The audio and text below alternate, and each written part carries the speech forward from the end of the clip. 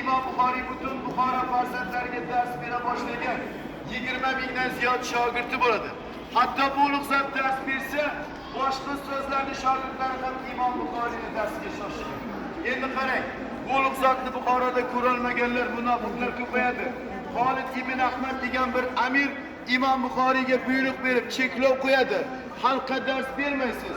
Meni saroyimga kelib, farzandlarimga tanho dars bering.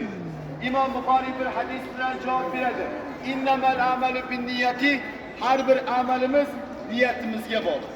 Mana biz niyat qildik, ziyoratga chiqdik. Bizlar kunda ziyorat qildik.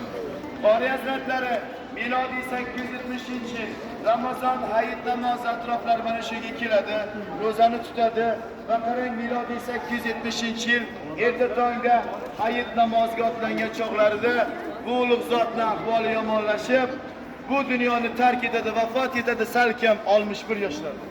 Qarang, rivoyat bo'ladiki, Imom Buxoriy dafn etilgan kechasi qabrdan mushki anbar hidlari tarqab ketadi.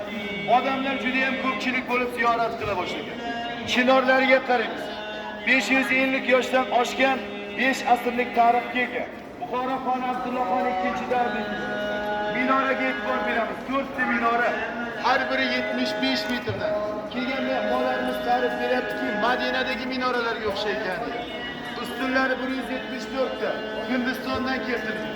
Mana bu toshlari Arabistonga borganimizda ko'rishimiz mumkinki, qo'l tegizganda issiq kundan ham kuydirmaydi, muzdek turadi. Mana shu xususiyatga ega.